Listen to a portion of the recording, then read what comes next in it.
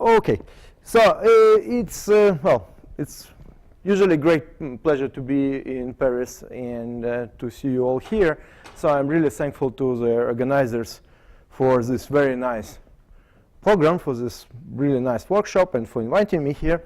And let me continue this basically today's topic about how to fight with ghosts in different high-order theories by actually saying that as we're interested for these ghosts mostly for cosmological purposes, where everything is evolves with time, actually maybe we should not be that worried about these ghosts at all in that case. Okay, and I will explain you what I mean under that. Okay, so this is based on a paper which is, well, still in preparation, but I really hope very much that we will finally publish it in October. But, you know, I'm giving this talk for last year, changing actually this date here for already a couple of times. And this work is actually done in collaboration with Antonio De Felici, Shinji Mukayama, Ryo Saito, Misao Sasaki, this weird guy, and Yota Watanabe.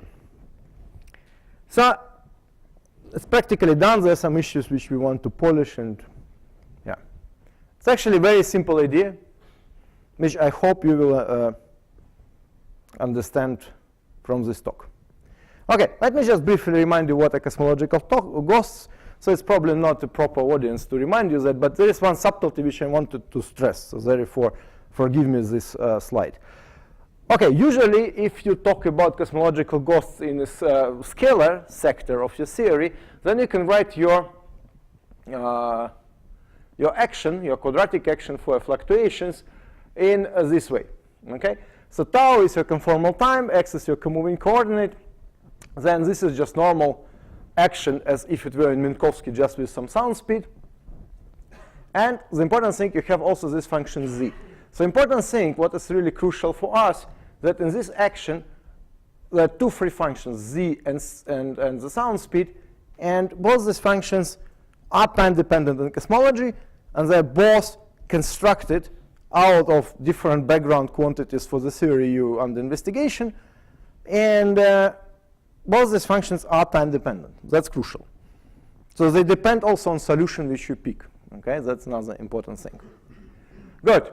Generically, this R has, if you want, purely geometric meaning, and it is constructed out of your Newtonian potential plus, basically, if you want, how much delta phi moves in time during one Hubble time, if you want here. And both these quantities, you can either understand them as gauge invariant, or you can write it just in, well, Newtonian gauge, if you want, okay? So that's the most general action. So for all theories we just studied, well, it will be the same, right? So the only differences will be exactly what are these functions z and cs. Okay, so now let me remind you what the ghosts are. Ghosts are actually when this function z is less than 0. Okay, so when it has a wrong sign. And there is a very, very easy analogy, which I somehow have not seen anywhere, is the following, that you take a Hamiltonian for each of the modes, okay? You write this Hamiltonian, and then what you will see that this z is actually, from the point of view of normal mechanics for this oscillator, it is just a mass. Because recall your formula p squared divided by 2m, okay? So this z is literally the mass, whereas sound speed multiplied with k is your omega. Okay, that's a straight analogy, and what you can see is the following. So actually, it's stupid to stress it here, but many people got confused. So if you have a ghost, it means that your oscillator is totally inverted. It means that your particle, which oscillates, has a negative mass. Not imaginary mass, negative mass, okay? Whereas, of course, if your frequency is imaginary, that implies that your potential is just inverted, and that would indicate a linear instability in your equations of motion, linear equations of motion, okay? So now, as you can guess, if I take just one oscillator and invert the mass, from the purely mechanical perspective, nothing happens, right? So I need interaction of this oscillator with something else to see this instability. And that's what makes it very important, because just looking at this quadratic action, I can get the two instabilities. One of them is related to negative omega, or if you want, imaginary omega, or if you want what is called imaginary sound speed. That's linear instability, which you will see straightforward in your linear equations. It's very dangerous, very bad. Another one is more subtle one. It's when the mass of this oscillator is negative, so if the z is negative, and that can be only seen in interactions. Okay? So basically, it depends on the strength of interactions, on detail of your interaction vertices, and so on and so on. So the simplest estimation which you can do for this instability is the following. Well, because we are dealing with gravity, then for sure, these perturbations, they will be talking to all other degrees of freedom which you have there just through gravity. Okay? That's unavoidable, and this thing is still also not universal, but it should be there for sure. And, well, for example, what you could take, imagine for a second that this is a very simple theory, so that the z is 1 and cs is 1. And in that case, what you could do, well, you just see that you can just produce out of vacuum two particles which correspond to these perturbations, and let's say 2 photons. Of course, you produce everything, right? Because you can produce photons, you can produce all possible degrees of freedom which you want, okay? And that happens just through graviton, okay? So you can write this diagram. For the theory where z and cs are just 1, you would get that these two vertices, well, they're just normal guys, right? Related to M Planck, or if you want, G Newton. And therefore, after that, you can estimate what it is, right? And just coupling of this guy to this guy is given to you by G Newton, okay? So that's 1 over M Planck squared. So therefore, if you have a square of this amplitude, you should get 1 over M Planck to the 4. And now, out of dimensional reasons, you could write a cutoff in your momentum, which is actually momentum of your produced particles. That's a subtlety because usually in effective field theory, you would put a cutoff on a momentum which is in your loops. But here you just say, okay, if I'm an effective field theorist, I don't want also to produce particles which have cutoff, which have momentum larger than my cutoff. Okay? So therefore, that if you want, is the only way to estimate this quantity, and that's how it was done by Klein, John, and Moore in 2003 for just ghost, if you want, normal ghost field with normal kinetic term, just with wrong sign. And of course, it can be big, it can be small, depending on your cutoff. They were put in some bound, which is very small. Actually, it was this cutoff, I don't remember, something like 3 MeV or something like ridiculously small. Just out of observations that there are no of these gammas coming to you. Okay? Of course, if you deal with this theory, there's still something similar happening. However, what you would get is clearly that these vertices will be normalized by this CS and Z in different combinations. And basically, they will be background quantities there. And by the way, I have not seen it done anywhere, but people estimate these rates of production. OK.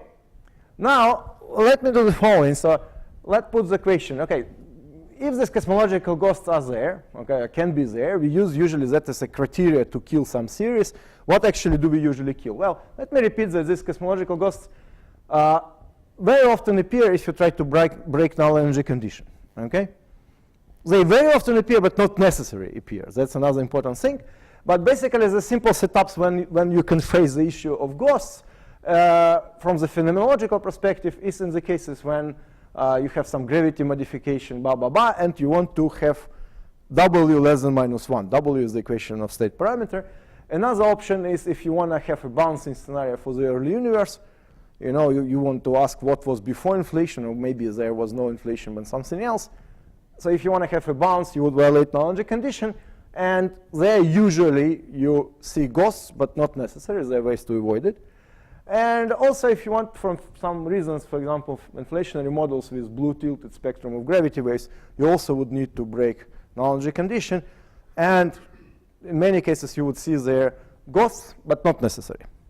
OK, just to remind you to keep your mind open, if you look at Planck results, of course, this W can be by far less than -1 now. There's no problem with that from phenomenological perspective. Many people would say it's preferred, but of course, it's completely not statistically significant for anything. But just to keep in mind, this value is allowed. Good. Now let's pose the following questions. That's actually the main topic of my talk. So can one change the sign of the Hamiltonian by a canonical transformation?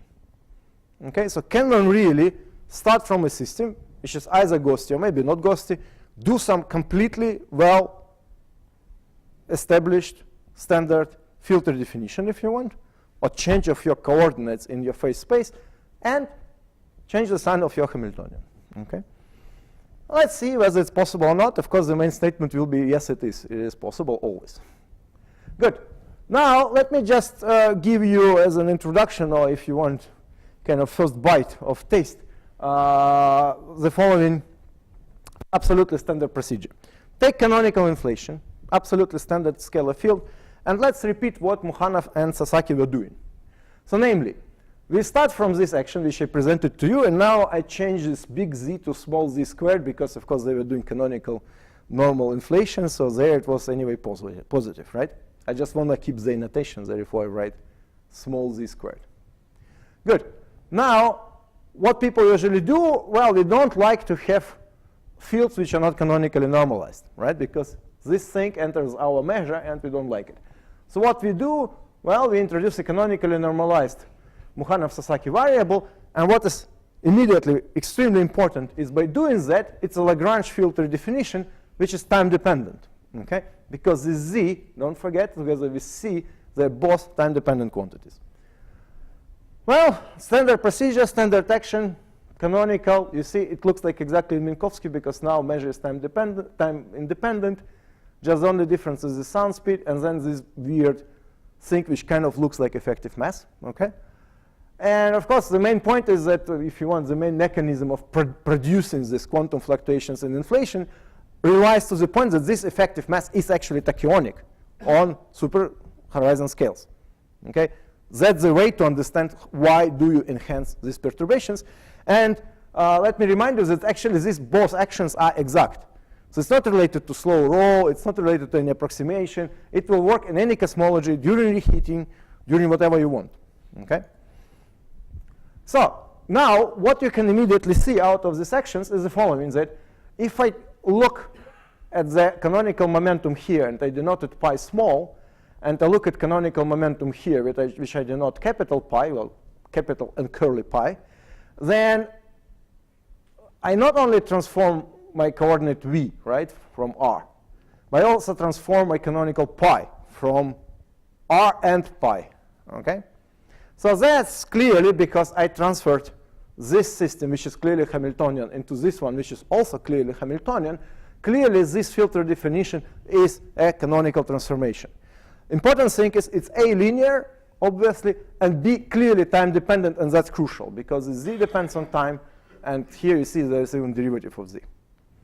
So what I'm presenting you now is just absolutely standard canonical procedure known for last probably 30 years, okay? Maybe even more.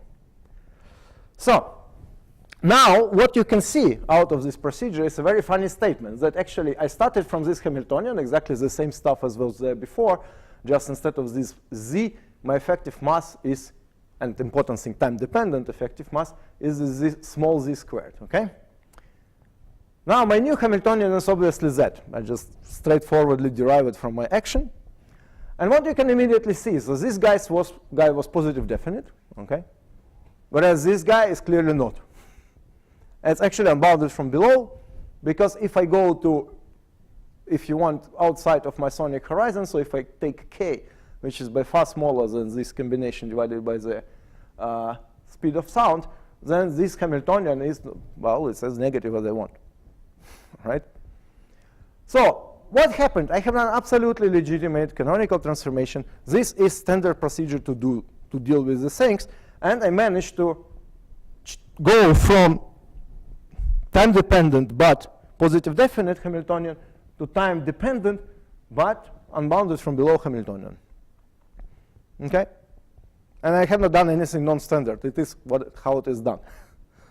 So now the question is, can I really improve the situation and go now to, well, basically Hamiltonians which are differed by whole sign? Okay? Okay, let me just remind you what a canonical. Yeah. Since you are now in this simple example, yeah.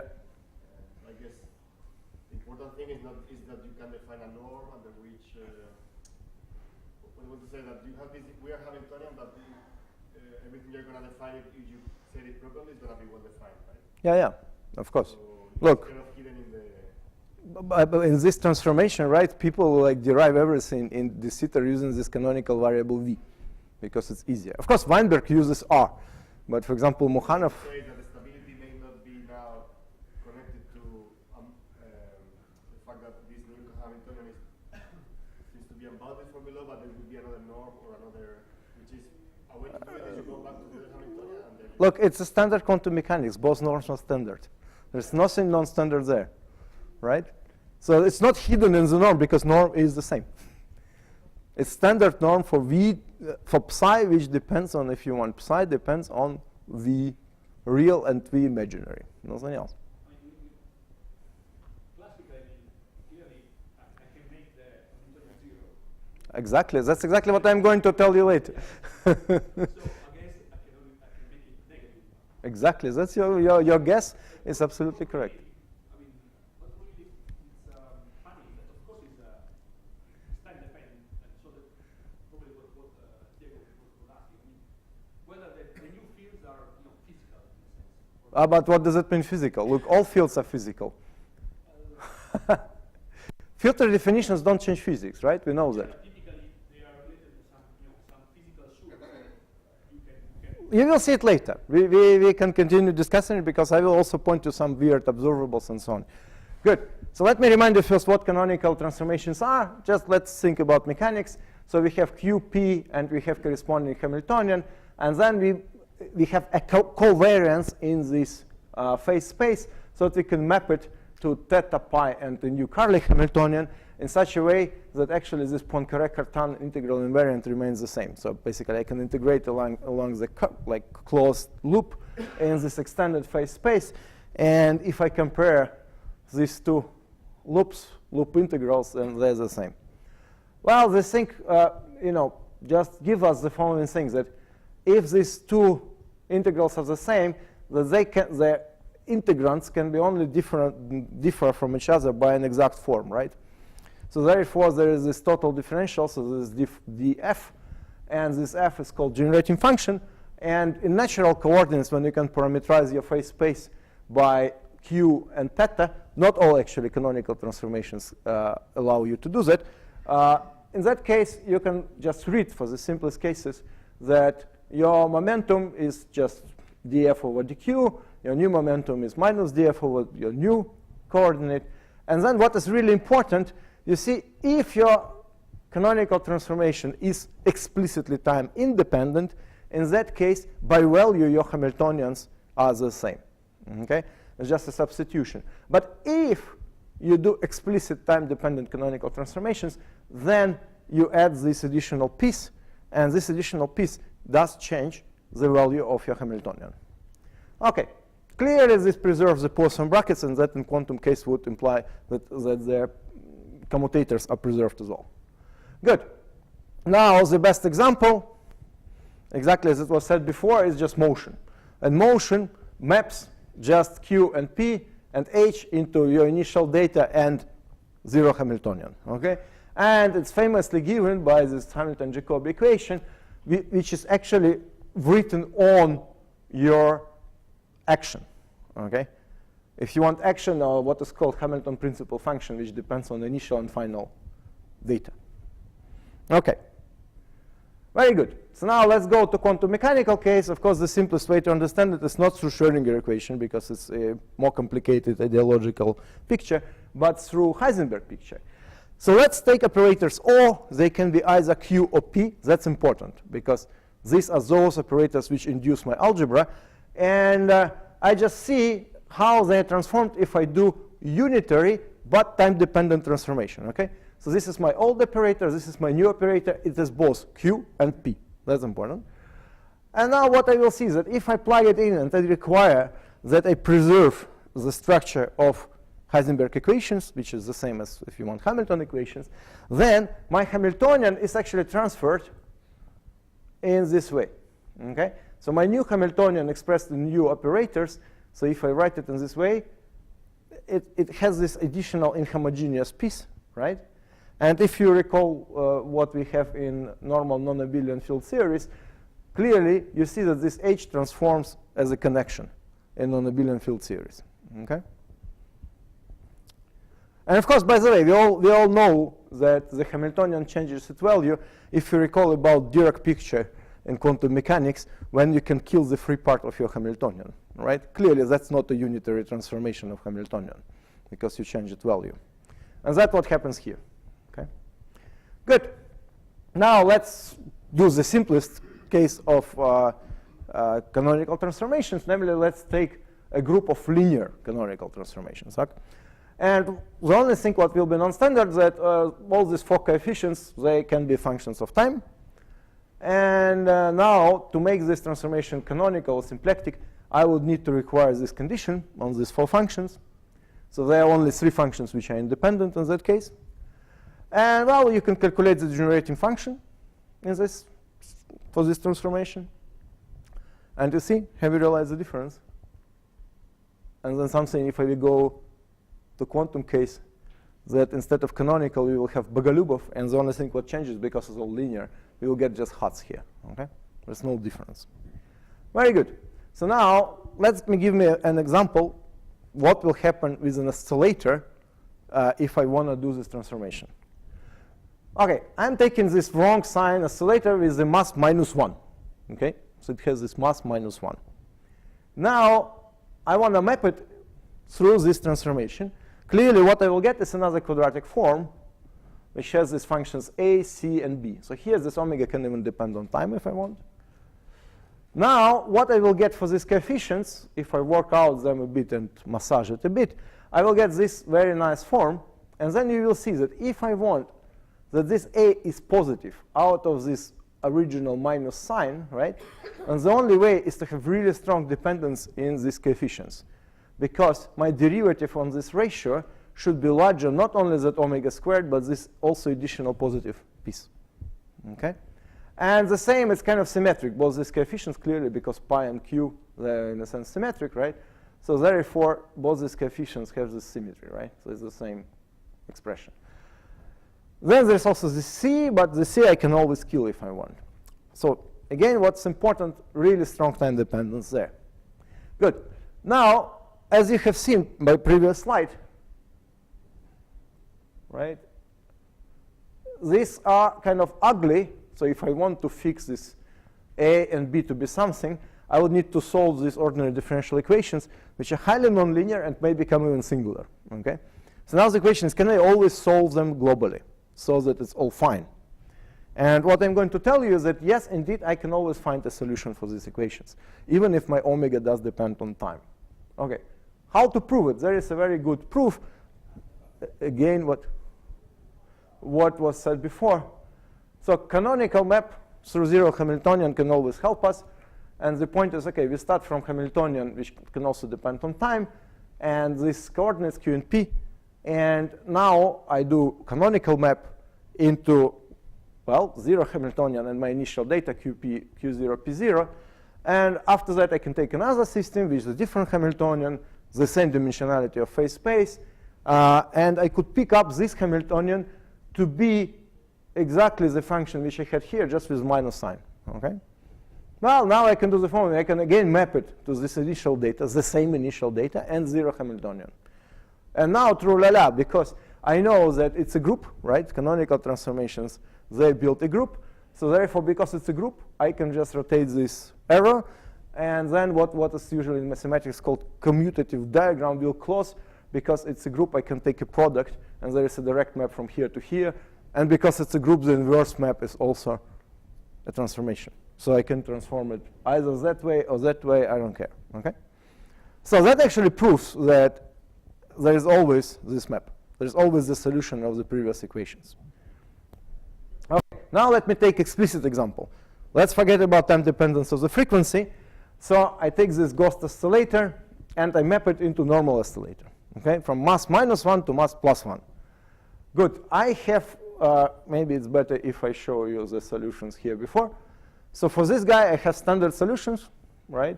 Written in terms of initial data, Q0, pi 0. And the only difference here, will be, of course, in these signs, as you see, here and here. And that happens just because this pi is minus q dot, whereas this Greek pi is actually just theta dot. So that's the only difference. Well, after that, I can solve with respect to whatever I want. Either I solve these guys with respect to these guys, or vice versa. For example, this will be this solution. Okay? So the statement is, if I take this Hamiltonian, do this transformation, I get this. Okay? Clearly, it does satisfy all algebras, blah, blah, blah. So it's all fine, it's all linear, and so on. Good. Now, I can also write generating function, but OK, that's not. Let me skip it and go further.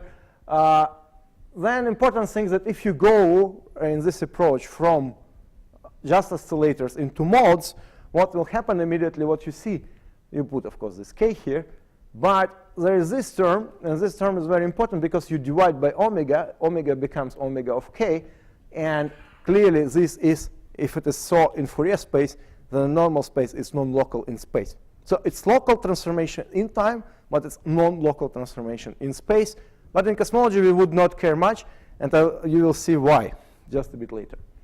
OK, so you see important thing, time dependence and non-locality in space if you want to do it. Good, let me take a very simple example, and we talk a bit more about this non-locality in space, which is actually wildly ignored completely by all people who are doing effective field theory, especially in dark energy or whatever. People just don't care about this non-locality in space. Despite of the point, it's obviously there, and it's completely unavoidable. OK, let's see just simple example, k-essence, yeah? So just if you want hydrodynamics with phi dependence or time dependence. OK, we take again this perturbation action. That's the standard one, right? Where now we have this expression for the curvature perturbation. And also we can find the canonical momentum just from this action, straightforwardly, right? And here I use particular results for k-essence. Okay, that's the moment when I know what z is. Okay, so it's written in this way. The good thing about k-essence is almost hydrodynamics. Therefore, I don't need to talk about some ugly second 5 derivatives of whatever Lagrangian I have. It is just pure hydrodynamical quantities, epsilon, pi, sound speed, and so on, which have clear physical meaning. Now, the tricky thing is this curly h is the conformal Hubble. So it's A prime divided by A. Good. Now, clearly, if I take an expansion into cubic order, if I want to look at the cubic vertex, namely between the fluctuations of the metric and whatever other meta I have there, well, it's this term. OK? So it's cubic because here the guys are second orders, here it's linear order, so it's a cubic vertex. Well, now let's see what is there in this h mu. We know that if we work in conformal Newtonian gauge, in this h mu we have phi and psi. For k-essence, they're both equal. Okay? But now, what is interesting, as you see, this r doesn't couple to t, because it's not r which is coupled to t, it's just a part of r, namely this phi. And we need to express this delta phi and reshuffle it so that we see what the coupling is. Because these are our variables, which that's what we quantize. We quantize r, but not phi, at least here, right? So now what we see, we can indeed express this phi through r. The problem is that this transformation, as you may guess, is not local in space. And it's not related to phi to the coordinate r. It's actually related to momentum of r. Okay? So what you actually get in absolutely standard setup, of course it's also true for normal canonical single field inflationary model, right? With potential, it's all standard. You actually get that your vertex here is phi and then matter of whatever else you have there in your system. And this vertex is non-local in space because it involves this 1 over Laplacian. And then you have your momentum, your canonical momentum. Okay? So, per definition, these things are there. By the way, I have never seen anything like that in any effective field theory paper discussing it and so on. It's in Malpasides paper, the cubic vertex. Exactly. Good. Good. Of course, look, he would not miss it, and he knows what Coulomb gauge is. Then, okay, let's see in that case. Okay, we saw that how much time do I have, by the way? 5 minutes. Okay, very good. I don't have much to say after that. So if we take now harmonic oscillator and we try to model this weird interaction, which is unavoidable there, as you saw, okay? So this interaction will be there. Then let's try to model it in this mechanical example. So I will take this ghost oscillator, right? We'll map it, we'll couple it to some normal oscillator, to normal matter, okay? And then I will just write an interaction, having in mind what I have written you before. This interaction will look like something like this. So that's my whatever variables coming from field theory, right, for perturbations, which are ghosty, suppose. That's normal matter. And what I will see, I will have this coupling pi, then these two vertices which are dependent on k, right? And this, if you take them both equal, then it's kind of energy, right? Well, omega put here. But let's add this term just to make whole cubic possible vertex, okay? So if I do this, of course, if I'm dealing with time-dependent case, this guy depends on time, this guy depends on time. All these coupling constants also depend on time, and they're non-local in space, okay? So after that, by doing this map from this guy into plus here, what I will get in new variables, I will get, in terms of theta and pi, the same type of interaction, just all my coupling constants will be more time dependent than they used to be, so it will oscillate faster if you want. And what is even more crucial, if I start from the vertex as I showed you before, then there was no this term, right? So lambda 1 and lambda 2 was 0, because the interaction was only through canonical momentum.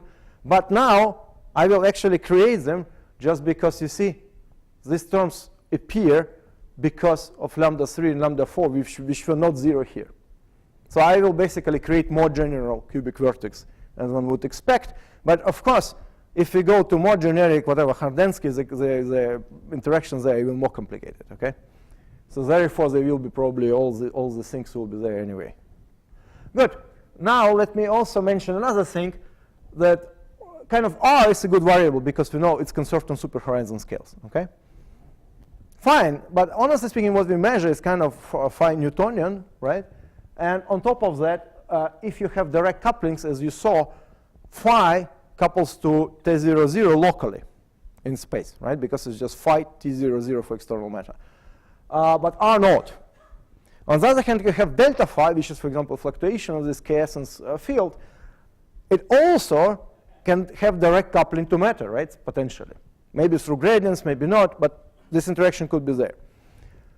So the point is, if we don't want to use variable R, we can actually do simple, again, canonical transformation and directly use the variable phi. Okay, the directly Newtonian potential, which is given by this non-local time-dependent canonical transformation. Actually, look, we can also go, depending on which interactions we think are more relevant there. For example, if there is a direct interaction of an inflaton to some other fields, then it's probably better to go to this variable delta phi. And as you see, this delta phi is also related canonically to this R and P. Well, canonically, you can only establish if you look at the corresponding momentum for delta phi, right? But I'm just not writing it because it's a bit more ugly. And theoretically, you can even do the following. So if you're not in terms of canonical field theory, but you want to discuss this hydrodynamics, well, why not to discuss directly fluctuations of your energy density? Well, then it becomes even more ugly, but OK. It is what it is. That's at least what you can measure, right? Good. You can invent now whatever set of variables you want there, because maybe your couplings are so, maybe it's more convenient for physics and so on. Now, the point is, if I write an action for this Newtonian potential as the choice of my dynamical variable, which I can directly measure, then it is local. As you can see, this Lagrangian action. And it's local, but it contains higher special derivatives. Clear, if I go from here into Hamiltonian action, first order action, in that case, it will be non-local in space. Okay? Just because if you want my effective mass here, in mechanical sense, just depends on this Laplacian. Okay, very good. So this is just example for k-essence. What are these time-dependent coefficients here? And let me just now conclude. By the way, Christos, that was taken from the beautiful place in Sifnos. This was amazing conference there. Were you working? Of course. Look, you know, it was taken at 10 past 7 in the morning. That's what Ruth Gregory said. Exactly, exactly. Look, we know what to say, right? Okay. Let me conclude. So, there are many canonical variables for cosmological perturbations. Actually, not just many, continuum of them, okay? Write whatever you want, whatever you find more convenient, whatever you want to measure, in a sense. Then the point is that, well, you can do time-dependent, linear, canonical, and unitary. At least mod by mod, these are definitely unitary transformations. And this will always allow you to find such canonical variables that there are no ghosts. Okay, you just can forget about saying ghosts in cosmology. There's just none. Just the choice of your variables. Okay? And, well, then, as an implication from this point, you get the following statement, that actually, if you have quadratic action, then it's only sufficient to establish this linear instability. Well, it's the action for linear equations which you derive.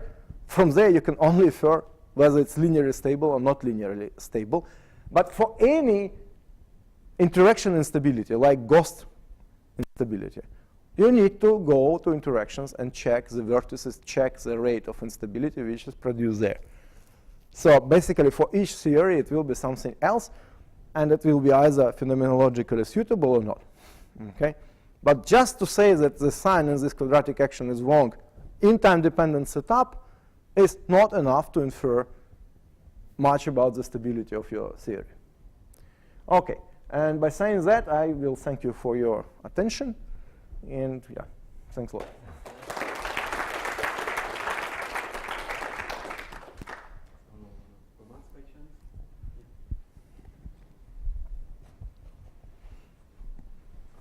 Well, Manas, I changed the, you know, it used to be the sunset, now it's sunrise. Yeah, I noticed that. Okay, so this question goes to you, also to the previous speakers, and also to myself. You know, there are some people like Desert that claim the following, that they have the following conjecture, actually. They do not have any proof for that. That if you have some ghosts at a specific perturbation level, and you use some tricks to remove them, like in many theories, in Kozawa gravity, in massive gravity, in Galileans, in Hordensky, then actually you don't cure the ghost, but they are going to reincarnate at the next order perturbation level, so up to infinity. So you don't solve the problem that you hide it under the carpet. I mean, I'm not sure if this is correct or not, but I want your opinion.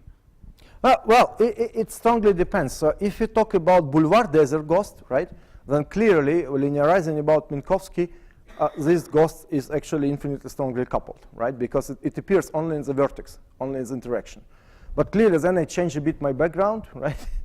And then I will see that there is a ghost around this background. That's what happens with, that's basically what he would be claiming, I presume. Then, you see, the statement is that for him, you want to kill this degree of freedom. Of course, if you kill degree of freedom by just nailing its kinetic term to be 0, if you want by nullifying the coefficient in front of it, it's one thing. It may reappear after that in higher order vertices. But here I'm doing something else, because you know, the statement whether it's a ghost or not is related to just quadratic action. And then I transfer everything into my interaction vertices, which will become more non-local and more time-dependent than they used to be. But usually we don't study them because it's a mess. And honestly speaking, imagine somebody would give you normal. So I would take a normal canonical field theory, right? Normal with linear kinetic term, normal potential, it's all fine. Standard m squared, phi squared inflation, if you want. Then I will do this crazy transformation. And without saying anything, I would present it to you. Okay? In terms of these new variables, it will be ghosty. And it will have very complicated interaction terms. You would say, OK, this is crappy theory, which clearly is wrong. But then it will say, no, it's just crazily written standard canonical inflation. So you see, it's a bit different from what Desert was saying, because Desert was trying to do some filter definitions which remove the ghost from linear part and move it further, basically changing number of degrees of freedom. That you cannot do. But I'm not changing number of degrees of freedom. That's the important thing.